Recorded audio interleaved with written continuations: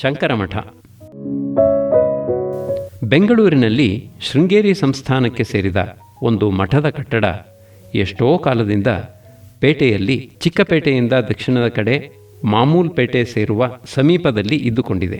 ಆದರೆ ಮಠವು ಉದ್ದೇಶದಲ್ಲಿರಿಸಿಕೊಂಡು ನಡೆಸಬೇಕಾದ ಪಾಠಶಾಲೆ ಮೊದಲಾದ ಧರ್ಮ ಪ್ರಚಾರ ಕಾರ್ಯಗಳಿಗೆ ವಿಸ್ತಾರವಾದ ಬೇರೊಂದು ಕಟ್ಟಡ ಅವಶ್ಯವೆಂದು ಕಂಡು ಆ ಕಾರ್ಯಕ್ಕಾಗಿ ಪ್ರೇರಣೆ ಪ್ರೋತ್ಸಾಹಗಳನ್ನು ಗುರು ಸನ್ನಿಧಾನಕ್ಕೆ ಕೊಟ್ಟವರು ವಿ.ಪಿ. ಮಾಧವರಾಯರು.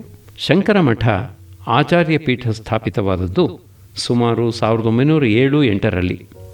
ಆಗ ಜಗದ್ಗುರುಗಳ ಸವಾರಿ ಬೆಂಗಳೂರಿಗೆ ಚಿತ್ತೈಸಿ ಮಾಧವರಾಯರ ಪಾಟಣ ಭವನದಲ್ಲಿ ಬಿಡಾರ ಮಾಡಿತ್ತೆಂಬುದನ್ನು ಹಿಂದೆ ಹೇಳಿದ್ದೇನೆ. ಆಚಾರ್ಯ ದೇವಾಲಯದಲ್ಲಿ ಪ್ರತಿಷ್ಠೆಯಾದ ಕೆಲವು ವಾರಗಳೊಳಗಾಗಿ ಮಠದ ಮುಖ್ಯ ಕಟ್ಟಡದ ಕೆಲಸ ಪ್ರಾರಂಭವಾಯಿತು.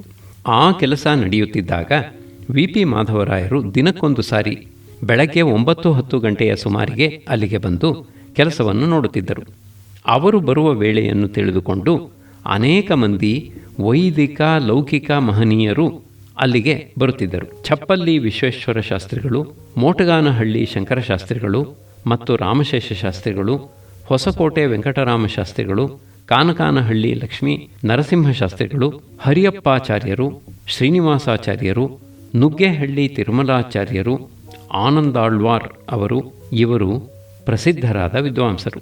Sir K P. ಪುಟ್ಟಣ್ಣಶೆಟ್ಟರು, ಎಚ್. ರಾಮಯ್ಯನವರು, ಚನ್ನರಾಯಪಟ್ಟಣದ ವೆಂಕಟರಮಣಯ್ಯನವರು, ಬಿ.ವಿ. ಲಕ್ಷ್ಮಣರಾಯರು, ಬಾಪಟ್ಲೆ ಶ್ರೀ ಸೀತಾರಾಮರಾಯರು, ಚೌಬೀನೆ ಸುಬ್ಬರಾಯರು, ಆನಗೊಂಡಹಳ್ಳಿ ಸುಬ್ಬಣ್ಣನವರು, ಚೌಬೀನೆ ತಿಮ್ಮಪ್ಪನವರು, ಸಾಹುಕಾರ ಮರಿಯಪ್ಪನವರು ಇತ್ಯಾದಿಗಳು ಲೌಕಿಕರಲ್ಲಿ ಗಣ್ಯರು. ಮಾಧವರಾಯರು ಅಲ್ಲಿಗೆ ಬಂದ ಬಳಿಕ ಸಾಮಾನ್ಯವಾಗಿ ಒಂದು ಶಾಸ್ತ್ರದ ಪ್ರಶ್ನೆಯೋ ಪುರಾಣದ ಪ್ರಶ್ನೆಯೋ ಪ್ರಸ್ತಾವಕ್ಕೆ ಬರುವುದು. ವಿದ್ವಾಂಸರು ಆಗ ಕೊಂಚ ಮಾತನಾಡುವುದು. ಇದು ಮಿಕ್ಕವರಿಗೆ ಕುತೂಹಲಕರವಾಗಿರುತ್ತಿತ್ತು. ಒಂದೊಂದು ವೇಳೆ ಲೋಕ ಪರಿಸ್ಥಿತಿಯನ್ನು ಕುರಿತ ಮಾತುಕತೆಯೂ ಬರುವುದುಂಟು. ಮಾಧವರಾಯರು ವಿದ್ವತ್ ಪ್ರೇಮಿಗಳು ಎಂಬುದರಲ್ಲಿ ಸಂದೇಹವಿಲ್ಲ. ಭಗವತ್ಪಾದರ ವಿಷಯದಲ್ಲಿ ಅವರಿಗೆ ಭಕ್ತಿ ಶ್ರದ್ಧೆಗಳು ಪೂರ್ಣವಾಗಿದ್ದವು. ಮಠದ ಆಗ್ನೇಯ ಮೂಲೆಯಲ್ಲಿ ಅವರು 8-10 ಮನೆಗಳನ್ನು ಕಟ್ಟಿಸಿ ವಿದ್ವಾಂಸರುಗಳ ವಾಸಕ್ಕಾಗಿ ಅಗ್ರಹಾರವನ್ನು ಮಾಡಿಸಿಕೊಟ್ಟಿದ್ದಾರೆ. ವಿ.ಪಿ. ಮಾಧವರಾಯರು ಎಲ್ಲ ಜನವರ್ಗಗಳಲ್ಲಿಯೂ ಸ್ನೇಹ ಸಮಾಧಾನಗಳನ್ನು ಬೆಳೆಸಿಕೊಂಡಿದ್ದರು. ಚಿತ್ರದುರ್ಗದ ಜಗದ್ಗುರು ಶ್ರೀ ಮುರುಘರಾಜೇಂದ್ರ ಮಹಾಸ್ವಾಮಿಗಳವರು ಎಷ್ಟೋ ವರ್ಷಗಳ ತರುವಾಯ 1909ರ ಸುಮಾರಿನಲ್ಲಿ ಬೆಂಗಳೂರಿಗೆ ದಯಮಾಡಿಸಿ ನಗರದ ಪ್ರಮುಖ ಬೀದಿಗಳಲ್ಲಿ ವೈಭವದಿಂದ ಮೆರವಣಿಗೆ ವಿಜಯ ಮಾಡಿಸಿ ಸ್ವಾಗತ ಪಡೆದದ್ದು ವಿ.ಪಿ. ಮಾಧವರಾಯರ ಕಾಲದಲ್ಲಿ. ಇದಕ್ಕೆ ಅವರ ಸಹಾಯ ಪ್ರೋತ್ಸಾಹಗಳು ಯಥೇಷ್ಟವಾಗಿ ದೊರೆತವು. ಜಗದ್ಗುರುಗಳ ಸವಾರಿ ತೋಟದಪ್ಪನವರ ಸತ್ರದಲ್ಲಿ 2-3 ತಿಂಗಳ ಕಾಲ ಬಿಡಾರ ಮಾಡಿತ್ತು. ಮಹಾಮಹೋಪಾಧ್ಯಾಯ ಆರ್. ನರಸಿಂಹಾಚಾರ್ಯರು ಶಿವಶರಣ ಸಾಹಿತ್ಯದ ಮಹತ್ವವನ್ನು ಕುರಿತು ಉಪನ್ಯಾಸ ಮಾಡಿದ್ದು ಆಗ ಜಗದ್ಗುರುಗಳ ಸನ್ನಿಧಾನದಲ್ಲಿ ಎಂದು ನನ್ನ ಜ್ಞಾಪಕ. ಒಕ್ಕಲಿಗರ ಸಂಘ ಸ್ಥಾಪಿತವಾದದ್ದು ವಿ.ಪಿ. ಮಾಧವರಾಯರ ಪ್ರೋತ್ಸಾಹ ಆಶ್ರಯಗಳಿಂದ ಎಂದು ನಾನು ಕೇಳಿದ್ದೇನೆ. ಸಂಘದ ಸ್ಥಾಪಕ ಪ್ರಮುಖರಾದ ಕೆ.ಎಚ್. ರಾಮಯ್ಯನವರಲ್ಲಿ ವಿ.ಪಿ. ಮಾಧವರಾಯರಿಗೆ ತುಂಬ ಅಭಿಮಾನವಿತ್ತು. ರಾಮಯ್ಯನವರ ಸೌಜನ್ಯವನ್ನೂ ಮಹಾಜನ ವಿಶ್ವಾಸವನ್ನೂ ಅವರ ಚಾಕಚಕ್ಯವನ್ನೂ ಮಾಧವರಾಯರು ಸಂತೋಷದಿಂದ ಗೌರವಿಸಿ ರಾಮಯ್ಯನವರಿಗೆ ಅತಿಶಯವಾದ ಉತ್ತೇಜನವನ್ನು ಕೊಟ್ಟರು. ಶ್ರೀಮದ್ ಯುವರಾಜರವರೂ ಸಹ ರಾಮಯ್ಯನವರ ಪ್ರಯತ್ನಗಳಿಗೆ ಬೆಂಬಲ ನೀಡಿದರು. ಒಕ್ಕಲಿಗರ ಸಂಘದ ವಿಷಯದಲ್ಲಿ ಮಾಧವರಾಯರು ಹೆಚ್ಚಿನ ಆದರ ವಿಶ್ವಾಸಗಳನ್ನು ತೋರಿದರು. ಮುಸಲ್ಮಾನ ಜನದ ವಿಷಯದಲ್ಲಿಯೂ ಮಾಧವರಾಯರ ಅಭಿಮಾನ ಗಮನಾರ್ಹವಾಗಿತ್ತು. ಅವರು ಹಿಂದೂ ಮುಸಲ್ಮಾನ ಐಕ್ಯಮತ್ಯದ ವಿಷಯದಲ್ಲಿ ಪ್ರಯತ್ನಶೀಲರಾಗಿದ್ದರು. ಅವರ ಕಾಲದ ಕೆಲವು ದೊಡ್ಡ ಸೌಧ ಶಿಲ್ಪಗಳಲ್ಲಿ ಸಾರ್ಸೆನಿಕ್ ಎಂಬ ಅರಬ್ಬಿ ತುರುಷ್ಕ ದೇಶಗಳ ಶಿಲ್ಪಾಲಂಕಾರಗಳ ಗುರುತು ಕಾಣಬರುತ್ತದೆಂದು ಕೆಲವರು ಅಭಿಪ್ರಾಯಪಟ್ಟಿರುತ್ತಾರೆ. ಅದು ಎಷ್ಟು ಮಾತ್ರ ಆಧಾರವುಳ್ಳದ್ದೋ ನಾನು ಹೇಳಲಾರೆ. ವಿ.ಪಿ. ಮಾಧವರಾಯರಿಗೆ ಅನ್ಯಮತೀಯರಲ್ಲಿ ಸ್ನೇಹ ಇತ್ತೆಂಬುದನ್ನು ಮಾತ್ರ ನಾನು ನಿಸ್ಸಂಕೋಚವಾಗಿ ಹೇಳಬಲ್ಲೆ. ಮಾಧವರಾಯರು ತಮಗೆ ವಿರೋಧಿಗಳಿದ್ದ ಸಂಗತಿಯನ್ನು ತಿಳಿಯದವರಲ್ಲ. ದೊಡ್ಡ ಅಧಿಕಾರದಲ್ಲಿ ಇರುವವರು ತಮ್ಮ ಎಲ್ಲ ಇಷ್ಟಮಿತ್ರರ ಕೋರಿಕೆಗಳನ್ನೂ ನೆರವೇರಿಸುವುದು ಎಂಥವರಿಗೂ ಸಾಧ್ಯವಿಲ್ಲ. ಕೆಲವರ ಬೇಡಿಕೆಗಳನ್ನು ನಡೆಸಲು ಅನುಕೂಲವಿಲ್ಲದೆ ಬದಿಗಿರಿಸಬೇಕಾಗುತ್ತದೆ. ಇಂಥವರು ವಿರೋಧ ಪಕ್ಷಕ್ಕೆ ಸೇರುವುದು ಅಪರೂಪವಲ್ಲ. 2 ಪ್ರಕಟಣೆಗಳು 1909 ಸುಮಾರಿನಲ್ಲಿ 2 ಪ್ರಕಟಣೆಗಳು ಮಾಧವರಾಯರಿಗೆ ಪ್ರತಿಕೂಲವಾದವು ಹೊರಬಿದ್ದವು.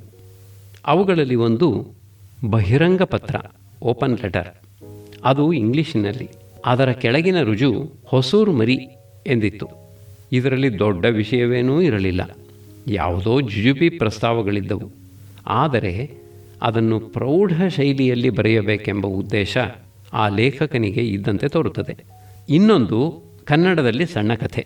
ಇದರ ಹೆಸರು ಪಿಶಾಚರೋದನ.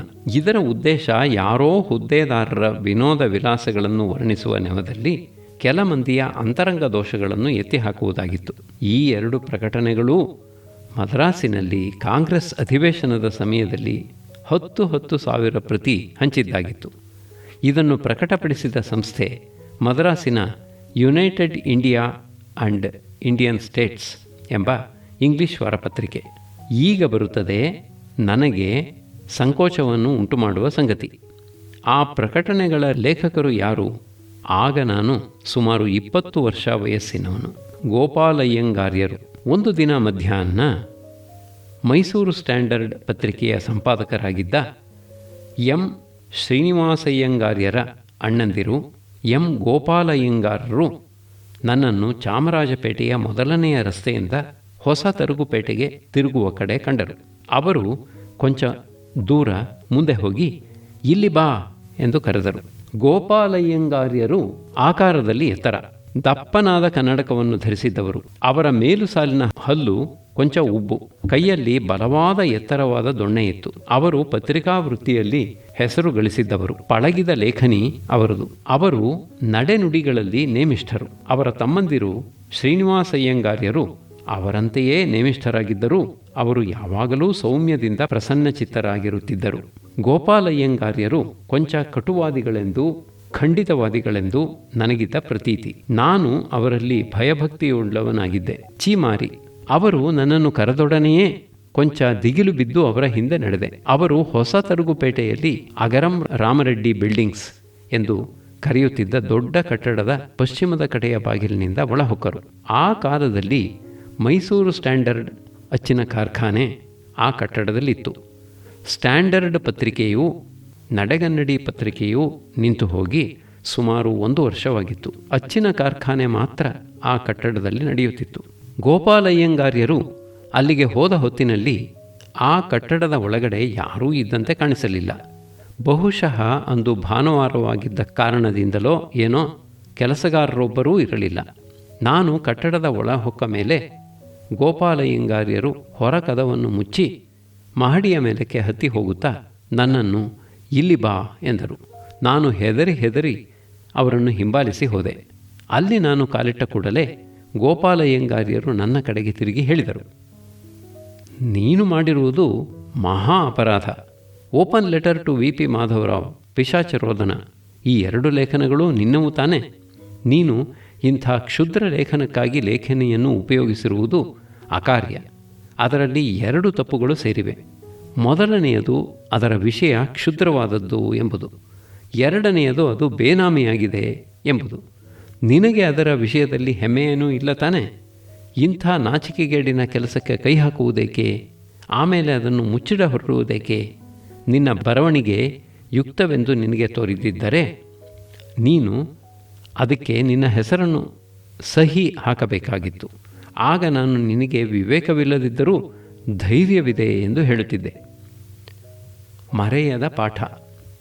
ಹೀಗೆ ಬಾರಿಸಿಬಿಟ್ಟರು. ನಾನು ಏನು ಜವಾಬು ಹೇಳಬೇಕೆಂದು ಯೋಚಿಸುತ್ತಿದ್ದಾಗ ಅವರು ಮತ್ತೆ ಉರುವಿ ಬಂದು ಹೇಳಿದರು, ಇದು ನಿನ್ನ ಕೆಲಸವಲ್ಲ, ಆ ಮುದುಕನ ಕೆಲಸ. ನೀನು ಬರೆದಿರುವ ಕಥೆಯನ್ನು ನೀನೇನು ಬಲ್ಲೆ? ಆ ಮುದಿ ಕೃತ್ರಿಮಿ ಏನೂ ಅರಿಯದ ಹುಡುಗನನ್ನು ಈ ಅನುಚಿತ ಕಾರ್ಯಕ್ಕೆ ಉಪಯೋಗಿಸಿಕೊಂಡಿದ್ದಾನೆ. ನಿನಗೆ ಮಾತಿನ ಶಕ್ತಿ ಇದೆ ಎಂದು ಆತ ಕಂಡುಕೊಂಡು ನಿನಗೆ ಕ್ಷುದ್ರ ವಾರ್ತೆಗಳನ್ನು ಹೇಳಿದ. ಇಂಥ ದೊಡ್ಡ ಮನುಷ್ಯ ಹೇಳುತ್ತಿದ್ದಾನೆಂದು ನಿನಗೆ ಮೈಯುಬ್ಬಿ ಹೋಯಿತು. ನೀನು ನಿನ್ನ ಲೇಖನಿಯನ್ನು ದುರುಪಯೋಗ ಮಾಡಿದೆ. ಪ್ರಮಾಣ ವಚನ. ನನಗೆ ಈ ಮಾತುಗಳಿಂದ ಬಹು ನೋವಾಯಿತು. ಅದನ್ನು ಗೋಪಾಲಯ್ಯಂಗಾರ್ಯರವರಲ್ಲಿ ಹೇಳಿ ಕ್ಷಮೆ ಬೇಡಿದೆ.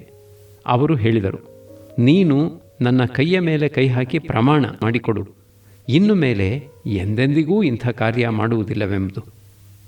ನಾನು ಅಂದಿನಿಂದ ಮುಂದಕ್ಕೆ ಬೇನಾಮಿ ಬರವಣಿಗೆ ಬರೆಯುವುದಿಲ್ಲವೆಂದು, ಕ್ಷುದ್ರ ವಿಷಯಕ್ಕೆ ಕೈಹಚ್ಚುವುದಿಲ್ಲವೆಂದು ಪ್ರತಿಜ್ಞೆ ಮಾಡಿದೆ. ಗೋಪಾಲಯ್ಯಂಗಾರ್ಯರು ಆಗ ನಗುಮುಖ ಮಾಡಿಕೊಂಡು ವಿಶ್ವಾಸದ ಮಾತುಗಳನ್ನಾಡಿದರು. ತಿರಗಾ ಮುದುಕನ ಹತ್ತಿರ ಹೋಗುವುದನ್ನು ಬಿಡು.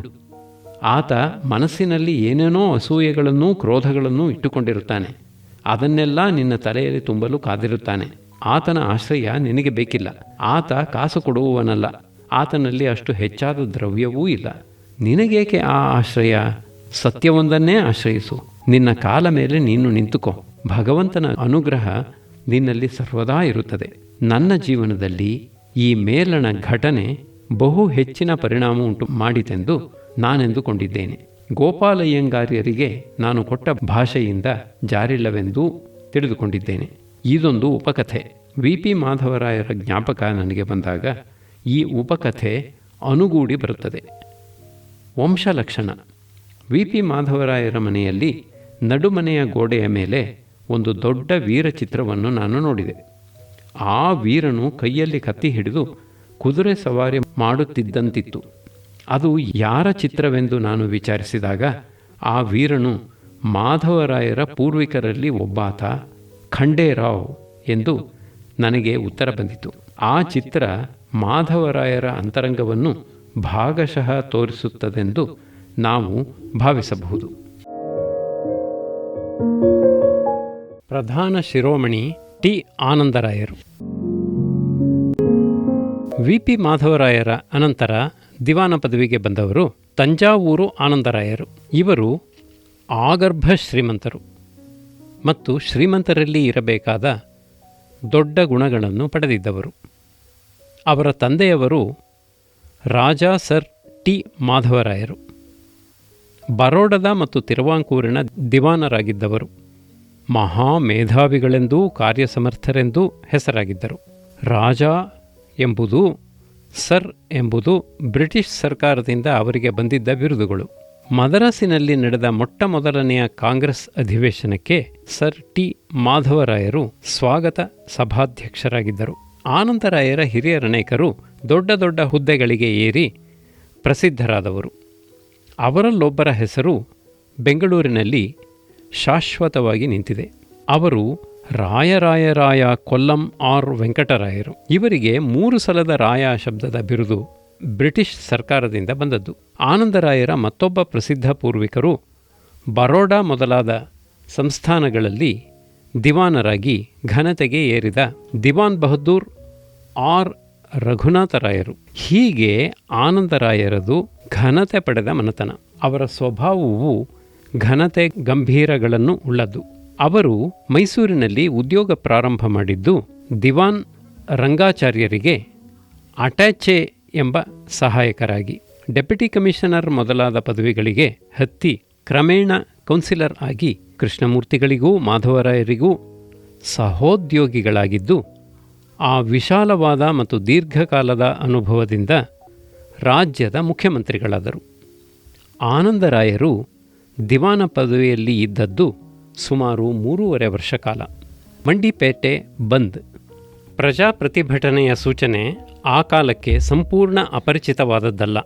ಆನಂದರಾಯರು ಮೈಸೂರಿನಲ್ಲಿ ಅಸಿಸ್ಟೆಂಟ್ ಕಮಿಷನರ್ ಆಗಿದ್ದಾಗ ಒಂದು ಪ್ರಸಂಗ ನಡೆಯಿತು. ಅಲ್ಲಿಯ ಸಂತೆಪೇಟೆಯಲ್ಲಿ ಗ್ರಾಮಾಂತರಗಳಿಂದ ಬಂದ ಸರಕಿನ ಗಾಡಿಗಳು ರಸ್ತೆಯಲ್ಲಿ ತಿರುಗಾಡುವವರಿಗೆ ಜಾಗ ಬಿಡದೆ ಸೊಟ್ಟಾಪಟ್ಟೆ ನಿಂತಿರುತ್ತಿದ್ದವಂತೆ.